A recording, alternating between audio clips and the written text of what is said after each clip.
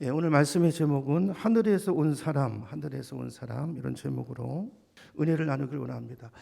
자, 성경을 읽다 보면 참 성경에 많은 인물들이 나오죠. 그 인물들 중에서 여러분 어떤 분을 좋아하시나요? 아마 각 사람마다 자기가 좋아하는 성경의 인물들이 한두 분쯤은 다 있으실 텐데, 저 같은 경우는요, 신앙생활을 해가면서 제가 이제 좋아하는 인물이 조금씩 달라지는 것 같아요.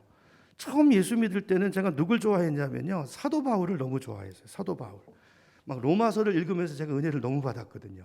갈라디아서 이런 성경들을 보면서 야, 정말 사도 바울의 그 신앙적인 통찰력, 또 주님을 위한 적극적인 헌신, 이게 너무 멋있어 보였어요. 그래서 사도 바울을 참 존경하고 좀 닮으려고 많이 노력했던 시기가 있었고요. 자, 그러다가 이제 어느 순간에 제가 이제 믿음이 좀 성장하면서 이제 남을 도와주는 입장에 어느 순간에 서 있더라고요. 아이들도 가리키고 또 교회에서 조금씩 리더가 되어져 가면서 제가 좋아하는 사람이요, 바뀌었어요. 누구로 바뀌었냐면 사도 바울에서 바나바로 바뀌었어요. 바나바. 이런 바나바를 아시나요? 바나바는요, 남을 격려하고 위로하고 세워주는 장점이 있는 분이죠. 그런 은사를 많이 가지신 분이세요. 그래서 그 까칠한 사도 바울에게도 사역의 길을 열어준 사람이 누구냐면 바나바예요. 그렇죠? 바울이 전에 예수를 핍박하던 사람이었잖아요. 근데 회심했다는 소문이 소문이 있는데 아무도 안 믿어주는 거예요. 예루살렘에 있는 사도들이. 그래가지고 거의 왕따를 당해 있는데 사도 바울을 데려다가 사도들에게 소개시켜주고 연결해주고 사역의 길을 열어주고 이런 관계를 맺어준 사람이 누구냐면 그 사람이 바로 바나바입니다. 바나바는 평생을요, 격려의 사람으로 살았어요. 사람들을 격려하고요, 위로하고요, 사람을 키우는데 아주 능력이 있는 사도였습니다. 너무 멋진 분이죠. 그래서 제가 이제 어느 순간에 바나바를 흠모하게 됐어요. 야, 바나바 너무 멋있다. 그렇죠? 나도 이렇게 살고 싶다. 사람들에게 희망을 주고 위로를 주고 소망을 주는 인생이 되고 싶다. 남에게 길을 열어주는, 그죠? 막혀있는 인생들, 바울을 끌어주잖아요. 바울을 바울되게 한 사람이 바나바거든요. 이런 소망이 생기면서 바나바를 좋아하게 됐어요. 자, 그러다가 이제 제가 신학교를 가고 전도사가 되고 이제 목사가 되니까요, 이제 제일 좋아하는 사람이 누구로 바뀌었냐면요, 오늘 본문에 나오는 누가 나오죠? 세례 요한으로 바뀌었어요. 세례 요한. 요즘은 제가 세례 요한을 되게 좋아합니다. 마태복음 설교를 준비하면서도 그랬고요, 요한복음을 준비하면서 요한을 더 좋아하게 됐어요. 자, 왜 이 세례 요한을 좋아하는가? 그 이유가요, 오늘 본문에 나오는데요, 오늘 한번 살펴보려고 그래요. 자, 오늘 말씀을 보면 예수님께서 침례 요한에게 침례를 받으시고 그리고 이제 공적 사역을 시작하시는데, 자, 복음서가 4개가 있잖아요. 4복음서 중에 마태, 마가, 누가, 이걸 공관복음이라고 하는데요. 공관복음에는 예수님의 갈릴리 사역부터 나옵니다. 그것만 나오는데 요한복음에는요, 그 이전에 유다에서 예수님이 하신 일이 기록이 되어 있어요. 자, 22절로 가봅니다. 22절로 가보면 3장 22절, 그 후에 예수께서 제자들과 유다 땅으로 가서 거기 함께 유하시며 뭐 하셨다고요? 세례를 베푸셨대요. 그러니까 침례를 베푸신 것입니다. 자, 이때 예수님이 베푸신 침례가 어떤 침례인가? 저는 잘 모르겠어요. 신학자들도 잘 몰라요. 우리가 뭐 드리는 요즘 교회에서 드리는 성부와 성자와 성령의 이름으로 주는 이런 식의 세례 침례는 아니었을 거예요. 자, 어쨌든 지금 우리 눈에도 지금 오늘 본문에 예수님이, 자, 세례 요한이 뭐라고 증거했습니까? 나는 너에게 물로 세례를 주지만, 회개의 세례를 베풀지만 내 뒤에 오시는 이가 있는데 그분이 나보다 크면, 그분은 뭘로 세례를 주시는 분이라고요?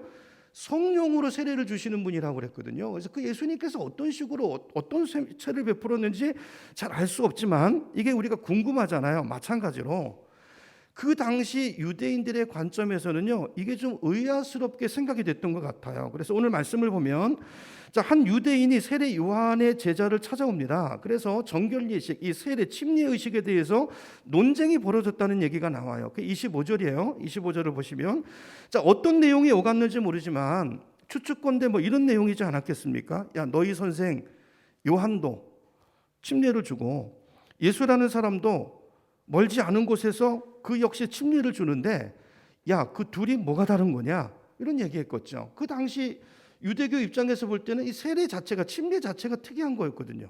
이방인들에게 막 세례를 주는 게 이게 이해할 수 없는 거였거든요. 그런 얘기였어요. 자, 그러면서 대화 가운데 이런 얘기가 나왔던 것 같아요. 야, 예수님에게 침례 받으러 가는 사람들이 굉장히 많다. 야, 저 많은 사람들이 예수에게 간다. 자, 이런 이야기를 대화 중에 듣고서 침례 세례 요한의 제자가 위기감을 느꼈습니다. 위기감. 왜냐하면 이 사역은 원래 누구 사역이에요? 자기 스승의 침례 요한의 사역인데 사람들이 이제 누구한테 가요? 예수님한테만 가는 거예요. 그래가지고 그래가지고 급한 마음으로 지금 자기 스승에게 와서 보고하는 내용이 그게 이제 26절이에요. 26절로 가봅니다. 그들이 요한에게 가서 침례 요한에게 가서 이르되 랍비여 선생님과 함께 요단강 저편에 있더니 곧 선생님이 증언하시던 뭐라고 증언했죠? 보라 하나님의 어린 양이로다. 그 말 듣고 두 제자가 갔잖아요. 이제 그걸 얘기하는 거예요. 그 사람 그 예수가 지금 침례 세례를 베푸는데 사람들이 다 예수한테 가는데요?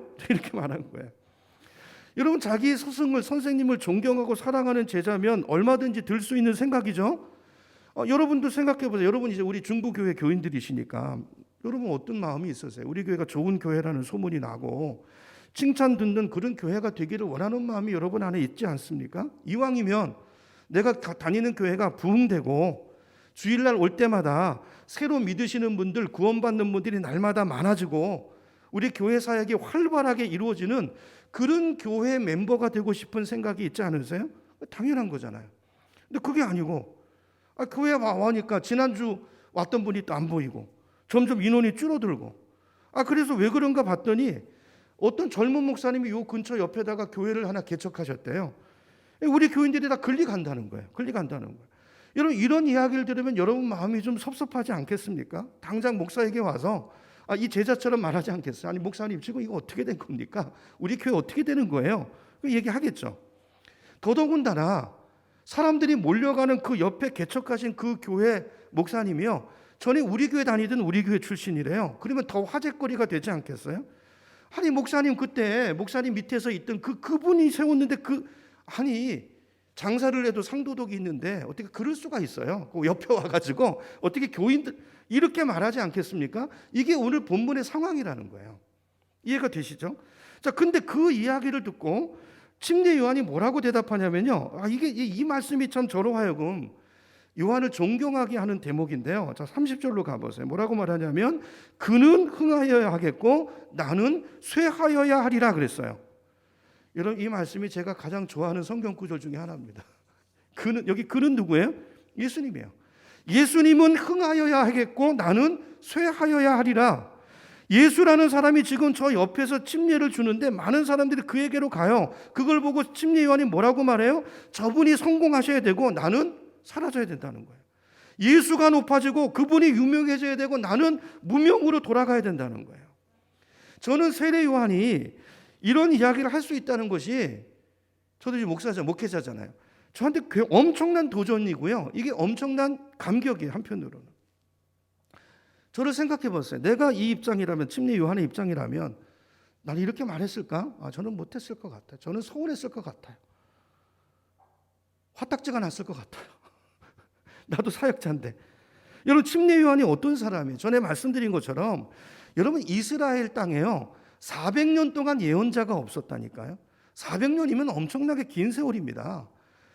그 이스라엘 백성들이요 그 예언이 그치고 묵시가 그치고 그 오실 엘리야를 기다리고 있는 메시아를 기다리고 있는 그 상황 속에서 혜성같이 등장한 사람이 세례 요한이에요. 세례 요한.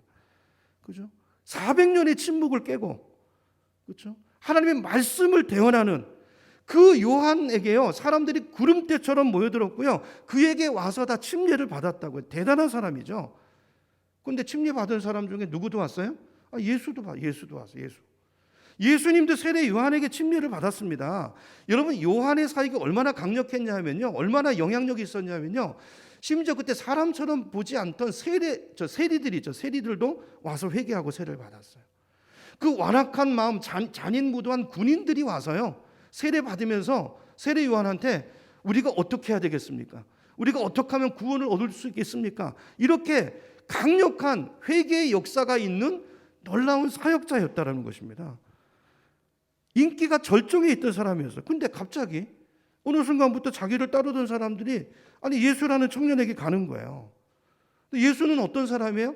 말씀드렸잖아요. 자기한테 세례를 받고 어떻게 보면 침례 요한이 키워준 사람이에요. 인간적으로 말하면 세례 주고 키워준 사람이에요. 자기 제자도 보내주고 보라 하나님이 어린 양이로다. 아니 근데 옆에 와가지고 섭섭할 수 있잖아요.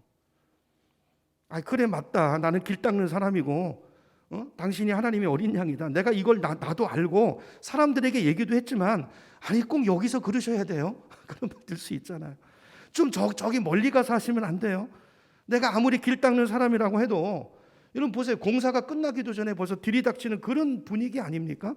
그래서 22절로 가보세요. 22절을 보면 이렇게 기록되어 있습니다. 22절. 그 후에 예수께서 제자들과 유다 땅으로 가서 거기 함께 유하시며 세례를 베푸시더라. 요한도 어디 있어요? 살렘 가까운 에논에서 세례를 베푸니 거기 물이 많음이라 그랬어요. 저는 섭섭할 것 같아요. 나도 사역자인데 내 사역은 이렇게 끝나는 건가? 하나님 나라의 내 영역은 나는 아무 의미 필요 없는 것인가? 이런 생각이 들었을 것 같아요. 근데 세례 요한은 뭐라고 말합니까? 그는 흥하여야 하겠고 나는 쇠하여야 하리라 그랬어요. 저는 이 상황 속에서 이렇게 고백하고 이렇게 말할 수 있는 침례 요한이 너무나 부럽고요. 너무나 이 마음을 배우고 싶어요. 진짜로. 저도 이런 목회자가 되어야 되는데 하는 그런 도전이 마음속에 생겨요. 여러분 세례 요한은 어떻게 이런 말을 할 수가 있었을까요? 27절을 보면 여기서 알 수 있어요. 27절을 보세요. 요한이 뭐라고 말하냐면 요한이 대답하되 이르되 만일 하늘에서 주신 바가 아니면 사람이 아무것도 받을 수 없느니라 그랬어요. 제자의 말을 듣고. 이게 무슨 말입니까? 그 청년 예수에게로 사람들이 막 몰려가는 거 이거 누가 하는 일이라는 거예요? 하나님이 하시는 일이라는 거예요. 하나님의 주권을 요한은 믿고 바라보는 사람이었다는 거죠. 그러니까 이 자체가 하나님의 주권 안에 있는 것이지 사람이 노력해서 되는 일 아니라는 것입니다. 하나님이 주시지 않으면 아무도 받을 수 없느니라. 여러분 실제로 우리 주변에서 성장하는 교회들을 살펴보면요. 정말 이 고백을 우리가 할 수밖에 없어요. 하나님이 하시는 것입니다. 부흥은 하나님이 주시는 거예요. 이걸 고백할 수밖에 없어요. 저는 이제 아무래도 목사다 보니까 주변 교회들에 대해서도 목회에 관심이 많을 거 아니에요. 성장하는 교회와 그렇지 못한 교회. 분석도 하고 이유가 뭘까 살펴도 보고. 부흥하는 교회, 그렇지 않은 교회들 이제 관심을 갖고 이렇게 살펴보고 책도 읽고 하는데요. 보면요. 정해진 답이 없어요. 몰라요. 하나님이 하시는 거예요. 성장하는 교회 목사님이 그렇지 않은 교회 목사보다 더 거룩하시고 더 영역이 있으시고 더 훌륭하신가? 그럴 수도 있지만 그렇지 않은 경우도 굉장히 많아요. 훨씬 많아요. 이해할 수 없는 경우들이 많다고요. 이런 부흥하는 교회 목회자들 만나보면요. 어떤 경우는요. 말도 막 함부로 하시고요. 그렇죠? 심지어는 막 쌍욕하는데도 부흥하는 교회도 있어요. 그렇죠? 어떻게 설명해야 될지 모르겠어요. 교인들 대하는 것도 어린애 다루듯이 하고요. 무슨 소통도 없습니다. 정말로. 또 개인적인 야망도 번뜩번뜩하고 그렇죠? 막 돈도 막 갖다 쓰고 그런데도 성장하는 교회가 있다는 거예요. 또 반대로 정말 인품도 훌륭하시고 기도도 많이 하시고 그런데 교회가 성장이 안 돼요. 잘. 여러분 이분들이 하나님을 사랑하는 열정이 없는 거 아닙니다. 하나님이 주신 은사가 없는 거 아니고요. 영적 체험이 없는 거 아니에요. 근데 생각대로 안 돼요. 자, 이런 걸 보면서 얻게 되는 결론은 겸손입니다. 겸손. 그리고 하나님의 주권을 바라보는 거고 부르신 자리에서 어찌됐든 자기 사명을 감당하는 거예요. 이 겸손의 자세를 갖는 게 너무 중요하다는 생각이 들어요. 부흥은 하나님이 주신 거구나 라는 걸 이제 깨닫게 된다는 거예요. 그러므로 내가 섬기는 교회가 사역이 막 이렇게 확장되고 그렇다고 해서 그것이 꼭 나와 하나님과의 관계가 바르다는 뜻은 아닐 수도 있구나. 이걸 염두에 둬야 돼요. 겸손해야 되죠.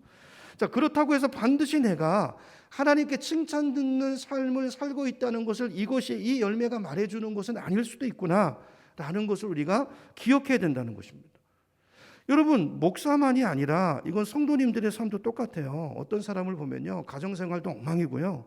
성격도 괴팍하고 이기적이고 자기중심적이고 근데도 사역은 잘 하시는 분들이 있어요. 열매도 맺고. 그렇죠? 꼭 그런 잣대로 볼 수 없다는 거예요. 각자 부른 자리가 있다는 거예요. 그렇죠? 자, 그래서 29절로 가보면 자, 요한이 또 이렇게 말해요. 신부를 취하는 자는 누구라고요? 신랑이나 서서 신랑의 음성을 듣는 친구가 크게 기뻐하나니 나는 이런 기쁨으로 충만하였노라 그랬어요. 충만하였노라.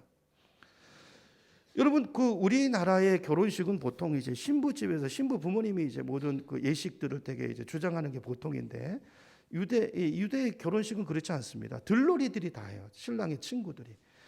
그래서 이 유대 결혼식은 이제 저녁 때 하거든요. 저녁 때가 되면 들러리들이 이제 신부를 데리러 갑니다. 딱 문 앞에 지키고 있다가 다른 사람 틈타지 못하도록 이렇게 옹이해가지고 예식장에 와서 이제 결혼식이 끝나면 그리고 이제 신랑 신부가 이제 신방에 들어가서 도란도란 이야기를 나눌 때 그때 이제 긴장을 푸는 거예요. 그때까지 들러리들이 이제 그렇게 하는 거죠. 여기 보니까 요한이 그렇게 말해요. 신부를 취하는 자는 신랑이나 애는 누가 써요? 들러리들이 다 가서 데리고 오고, 그렇죠? 이런 예식을 준비하고. 자, 그런데 그 신랑과 신부가 신방에 들어가서 기뻐하는 그 모습을 보면서 친구가 크게 기뻐하나니 나는 이런 기쁨으로 충만할 것이다가 아니라 이미 충만해 있다는 거예요. 그렇죠? 그러니까 이게 비교의 대상이고 경쟁의 대상이 아니라 하나님의 역사가 나라가 진행이 되고 하나님의 나라가 부흥되는 걸 보면서 그 기쁨, 자기에게 맡겨진 그 소명을 감당하는 것으로 나는 만족하고 하나님의 나라가 세워지고 주님의 뜻이 이루어지는 것으로 나는 기쁨이 충만하다는 것입니다. 이게 세례 요한의 마음이에요. 세례 요한의 마음이에요. 저는 우리 교회가 이런 교회가 됐으면 좋겠어요. 그러니까 우리 교회가 못하는 사역을 다 교회마다 가지고 있는 장점들이 있을 수 있잖아요. 다른 교회에서 잘한다면 우리가 정말 같이 기뻐하고 지원해주고, 그죠? 그런 교회가 돼야죠. 내가 못하는 사역을 어떤 다른 교회 목사님이 잘하실 때 그분을 축복해드리고 도와드리고 같이 기뻐할 수 있는 그런 사역자가 되기를, 우리 모두가 그런 마음을 가진, 요한의 마음을 가진 일꾼들이 되기를 주님의 이름으로 축원합니다. 물론 이게 쉬운 일은 아닐 거예요. 왜냐하면 우리는 체질적으로 남에게 양보하는 것이 쉽지 않은 사람들이거든요. 사실은 저도 누구한테 지기 싫어하는 성격이에요. 굉장히 이게 경쟁심이 있거든요. 질투도 있고요. 그런 마음들이 있어요. 누르고 있는 거죠. 근데 어떤 경우에도 주님의 나라가 선포돼야 되겠다는 그 열정이 있다면, 그 나라를 바라보는 그 마음이 있다면, 하나님 나라에 도움이 된다면 기꺼이 내가 희생을 감수할 수 있다는 세례 요한의 그 마음, 이 마음이 우리 마음이 된다면 우리도 세례 요한처럼 이렇게 사역할 수 있으리라고 믿습니다. 그렇죠? 내가 내 사역에서 죽을 쏜다 할지라도 인간적으로 볼 때 나보다 못한 것 같은 사람이 더 많은 사역을 하고 더 많은 열매가 있고, 그럴 때 질투하는 게 아니라 같이 기뻐할 수 있고 축복할 수 있는 이 마음이 오늘 세례 요한의 마음이라는 거예요. 쉬운 거 아닙니다. 이게 하나님의 마음이고 예수님의 마음이에요. 예수님조차도 사실은 이 부분에서는 주목을 받으셨지만 늘 섬기는 삶을 사셨어요. 내가 어떤 사역을 맡아서 그 사역을 탁월하게 잘하고 그 사역에 익숙해 있더라도 나보다 더 나은 사람이 나타나면 아무렇지 않게 그 사람을 축복하면서 그 사역을 물려줄 수 있는 그 마음, 이 마음이 오늘 세례 요한의 마음이라는 것입니다.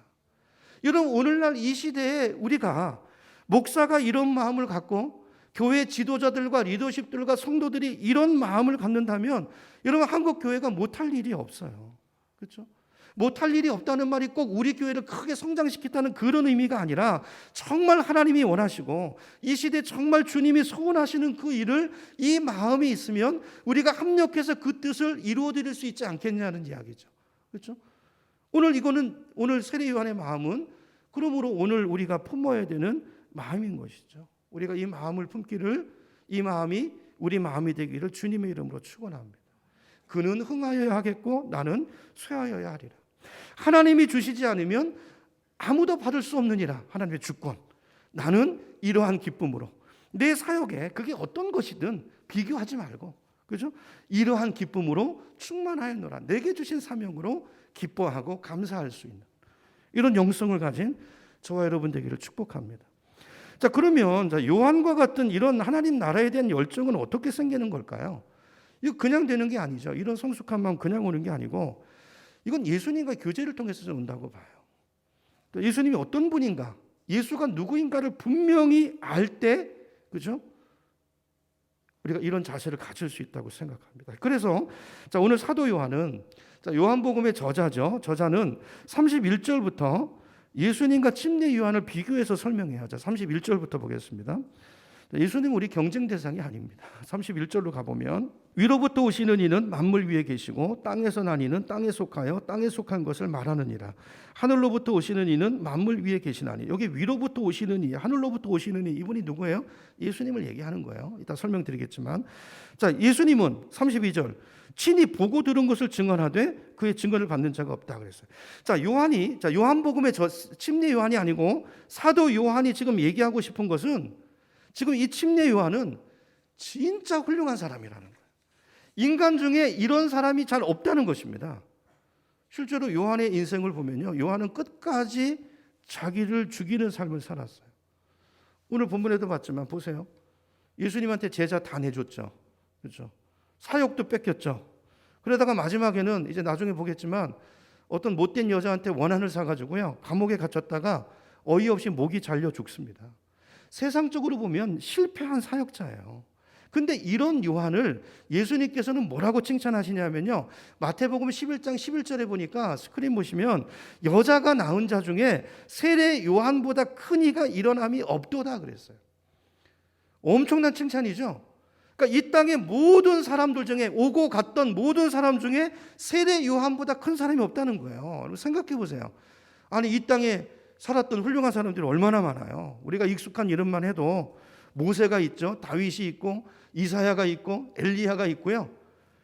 아니, 이 외에도 기라성 같은 사람들이 얼마나 많은데 예수님께서는 침례 요한보다 큰 사람이 없다는 거예요. 무슨 말입니까? 요한은 결코 실패자가 아니라는 것입니다. 인간 눈에는 실패자로 보일지 모르지만 하나님 눈으로 볼 때는 정말 성공한 인생이라는 거예요. 이런 성공이 뭡니까? 하나님의 뜻대로 사는 거잖아요. 그렇죠? 내 소명, 나의 달려갈 길, 그 길을 걷는 거잖아요. 다른 데 기웃거리지 않고. 그런 면에서 요한은 성공한 인생이라는 거예요. 자, 그런데 자, 오늘 이 사도 요한이 말하고 싶은 것은, 침례 요한이 이렇게 위대한 사람이지만 그러나 예수님과는 비교할 수 없다는, 예수님과는. 인간에서 가장 뛰어난 사람이에요. 근데 예수님과 비교할 수 없다는 거예요. 왜요? 침례 요한은 이 세상에 속한 사람이고, 그래서 세상 일을 이야기할 뿐이고, 우리 주님은 어디서 오셨어요? 하늘에서 오신 분이기 때문에, 차원이 다른 차원에서 오셨기 때문에 하늘의 일을 말하실 수 있는 그런 분이라는 것입니다. 그게 31절이에요. 다시 봅니다. 31절. 위로부터 오시는 이는 만물 위에 계시고, 이 원어 뜻이 뭐냐? 만물을 포함하고 있는 거예요. 위라는 게 격리되어 있는 게 아니라 만물을 포함해서 이 초월에 있다는 말이에요. 포함하고 있는 것입니다. 땅에서 나뉘는 땅에 속하여, 요한은요, 땅에 속한 것을 말하느니라. 차원이 다르다는 얘기를 하는 거예요. 하늘로부터 오시는 이는 만물 위에 계시나니. 자, 여기 보면, 자, 하늘, 또 이제 땅, 이런 표현들이 나오는데요. 자, 이게 뭘 의미하는 단어냐면요, 만약에 사도 요한이요, 이 시대에 복음서를 기록했다면 하늘이나 땅이라는 표현을 쓰지 않고 다른 표현을 썼을 거예요. 땅이라는 것은 가시 세계를 말하는 것입니다. 우리 눈으로 볼 수 있는 세계를 말하는. 그렇죠? 가시 세계, 이렇게 표현했을 거예요. 하늘은 우리 눈에 보이지 않지만 가시 세계를 포함하고 있는 더 높은 차원의 영적인 세계를 말하는 것입니다. 그러니까 하늘은 영적인 세계예요. 땅은 보이는 세계. 근데 영적인 세계가 이 세계를 싸고 있는, 포함하고 있는 거예요. 이 세상에 태어난 사람은요, 다 이 세상에 속한 사람입니다. 이 세상은 몇 차원이죠? 우리가 살고 있는 차원은 몇 차원입니까? 4차원이죠. 4차원. 자, 우리가 이해하는 이 공간, 우리는 공간 속에 살잖아요. 공간이 3차원이죠. 자, 3차원에다가 거기다가 시간을 더하면 4차원이 되는데, 모든 인간은 이 세상에 속했다는 것은 4차원 속에서 이 차원 안에서 지배를 받으면서 산다는 거예요. 자, 근데 예수님은 4차원을 싸고 있는, 포함하고 있는 그 차원을 넘어선 더 큰 세계에서, 영적인 세계에서 오신 분이라는 거예요. 그걸 요한이 오늘 본문에서 하늘이라고 표현하고 있는 것입니다. 머리가 아프신가요? 여러분, 이 가시 세계, 영적인 세계, 하늘, 땅 이야기를 하면 잘 이해가 안 되실 수 있어서, 근데 이걸 이해하는 게 굉장히 중요해요. 복음을 이해하는데. 제가 좀 어려우시더라도 오늘 그냥 하여튼 얘기를 하고 지나가려고 그래요. 그냥 알아서 그냥 이해하시고 그냥 넘기셔도 되고. 제가 비유로 한번 설명을 해보겠습니다.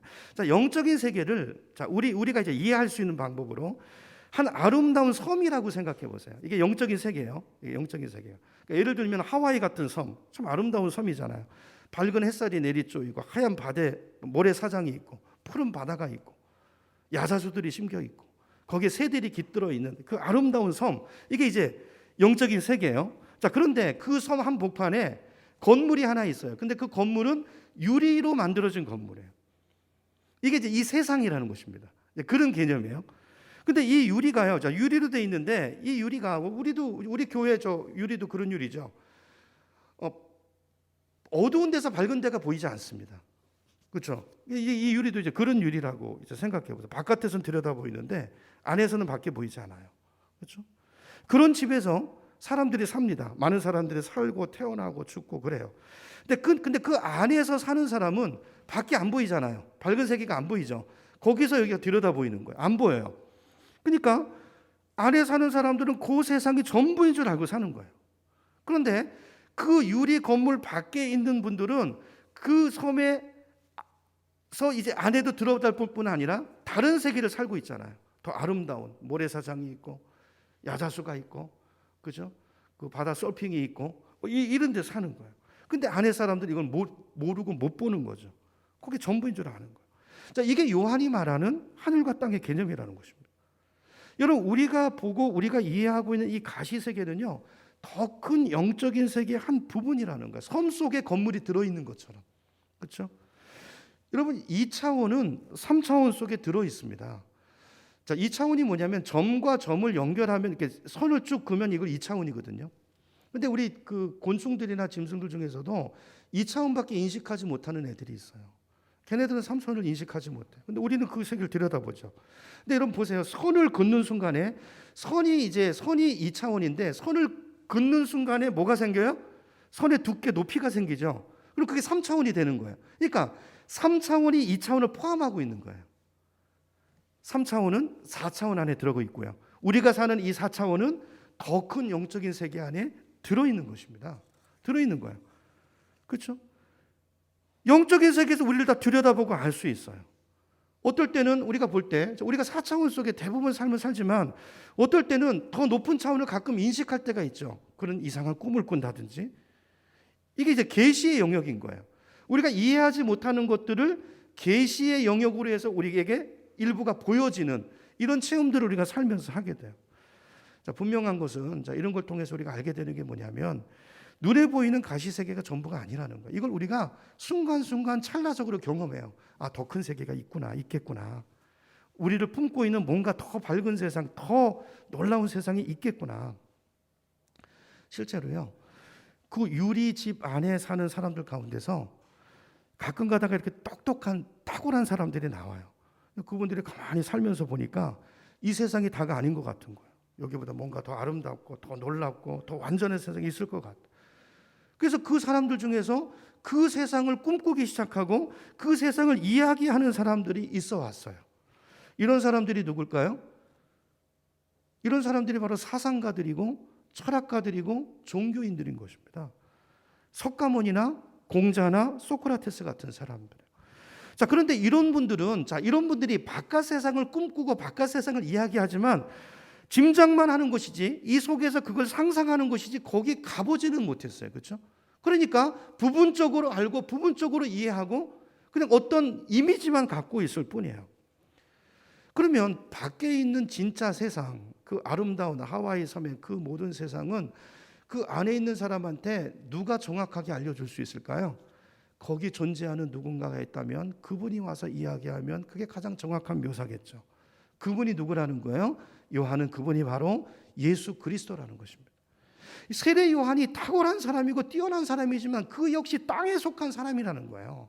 그러나 예수 그리스도는 더 높은 차원에서 영적인 세계에서 하늘나라의 일을 이 땅에 와서 우리에게 말씀해 주시는 분이라는 거예요. 여러분, 그래서 이제 오늘 이제 32절로 가보세요. 32절로 가보면 요한이 이렇게 말합니다. 자, 그는 누구예요? 31절에 위로부터 오시니, 하늘로부터 오신 분, 예수님을 말하는 거죠. 그가 친히 보고 들은 것을 증언하되, 이해가 되시죠? 예수님의 말씀은 이론이 아니라는 것입니다. 그분이 직접 하늘나라에서 보고 들은 것을 우리에게 증언하신다는 거예요. 그렇죠?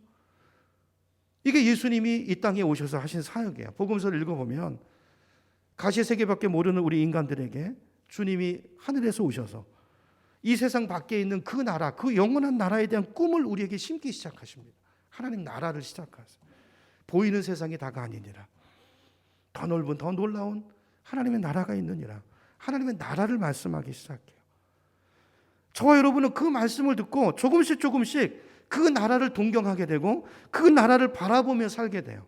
그리고 예수를 믿고 우리 영이 거듭나게 되면 그 나라를 조금씩 인식하고 바라보기 시작해요.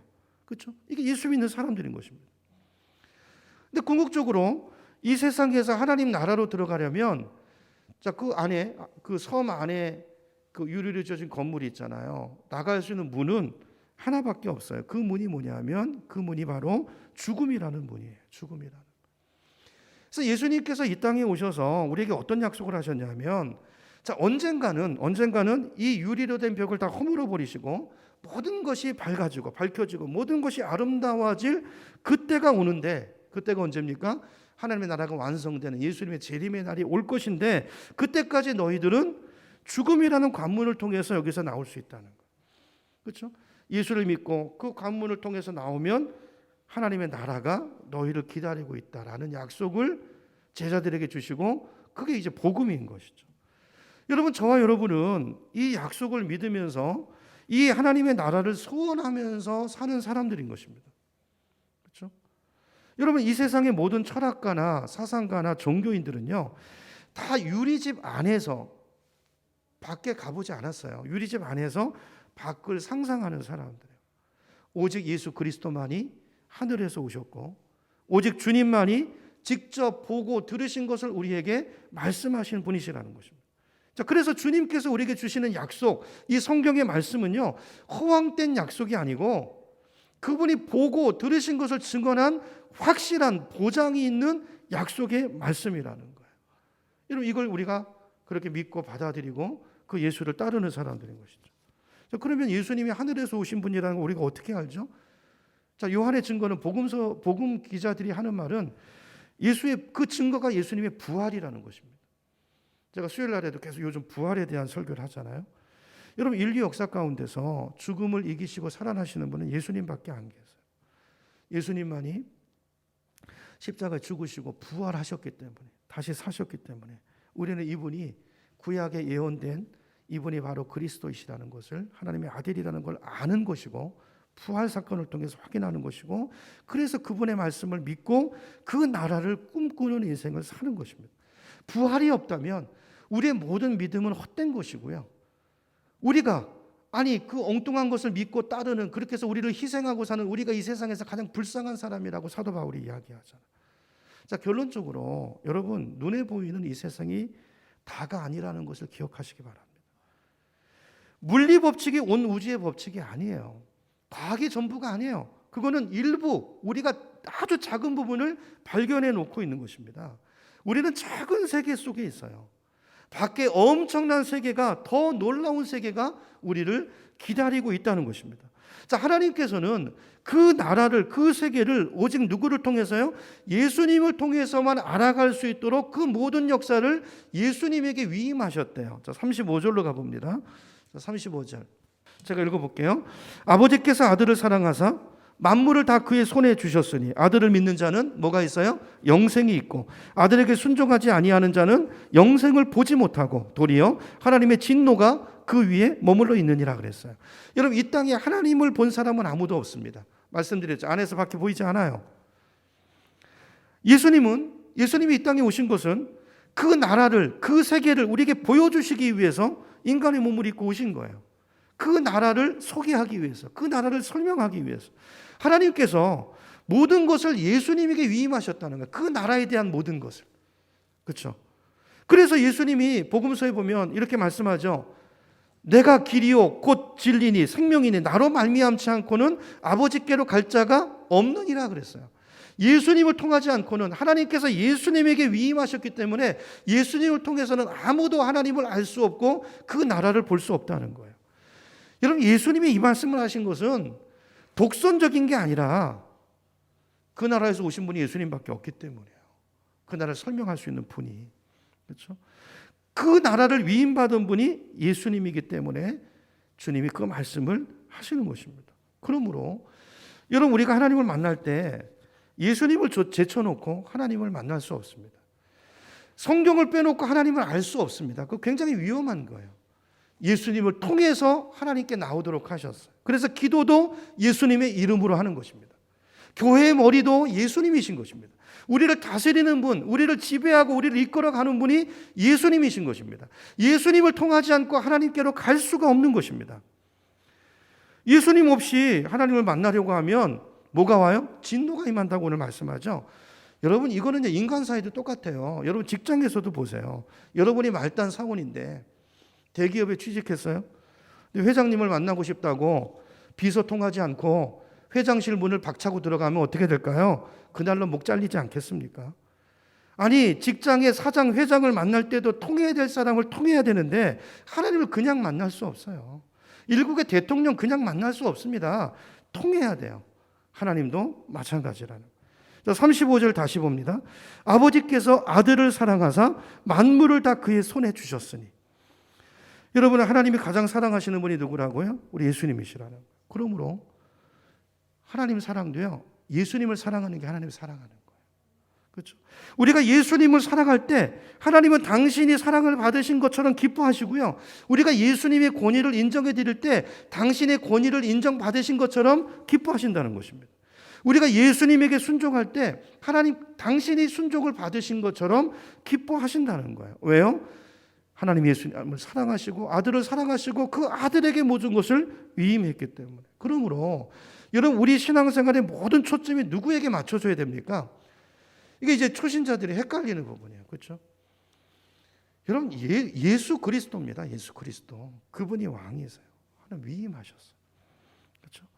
우리 모든 신앙이 예수님을 통해야 되고 예수님께로 초점이 맞춰야 돼요. 근데 많은 분들이 이걸 잘 모르시는 것 같아요. 결론적으로, 자, 어떻게 하면 우리도 침례 요한 같은 삶을 살 수 있을까요? 예수를 바로 아는 거예요. 침례 요한은 예수가 누군지를 바로 알았어요. 정확하게 알았어요. 그래서 그 고백을 할 수 있었던 거예요. 저와 여러분이 예수가 누구인가를 안다면, 그분이 그리스도이시고 그분이 하나님이시라는 걸 안다면 오늘 저와 여러분도 요한 같은 삶을 살게 될 줄로 믿습니다. 주님의 죽으심과 주님의 부활하심과 주님이 우리에게 위임해 주신 그레이트 커미션, 그 사명을 감당하기 위해서 이게 너무 중요한 일이에요. 이게 우리 삶의 중심이 되는 거예요. 중심 되신 그리스도. 그리스도가 우리 삶의 중심이 될 때 우리 인생이 달라지게 될 것이고 목표가 달라지고 가치가 달라지고 요한 같은 인생을 저와 여러분도 살게 될 것입니다. 하나님 나라 일을 하는데 비교하지 않는 거예요. 저 사람이 더 큰일 하나, 내가 더 큰일 하나. 그런 거 없어요. 오직 하나님의 나라가 확장된다면 주님, 저는 그것으로 만족하겠습니다.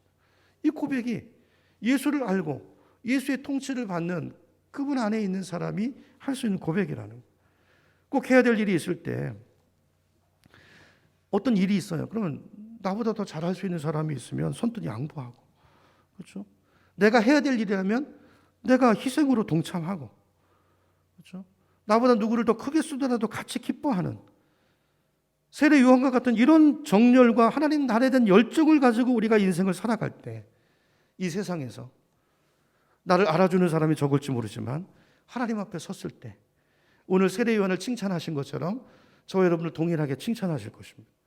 여자가 낳은 사람 중에 이 사람보다 더 위대한 사람이 없다. 그렇죠? 이게 우리가 가야 될 궁극적인 모습이에요. 예수님의 모습이고요. 예수님이 하나님의 아들이신데 죽으시잖아요. 그렇죠? 하나님의 미랄이 땅에 떨어져서 열매를 맺는 인생을 사시잖아요. 그게 예수님의 삶이었고 세례 요한의 삶이었어요. 오늘 저와 여러분이 이 요한의 삶을 본받아서, 그렇죠? 이 영성을 가지고 우리에게 주어진 삶, 나를 부르신 이 부르심의 소명을 가지고 기웃거리지 않고 비교하지 않고 나의 달려갈 길을 믿음으로 잘 달려가시는 저와 여러분 되기를 축복합니다. 주님은 흥하여야 하겠고 나는 쇠하여야 하리라. 이게 우리 인생의 중심이 되고 예수 그리스도의 십자가, 그 주님을 바라보고 남은 인생을 그렇게 달려가는 우리가 되기를 주님의 이름으로 축원합니다.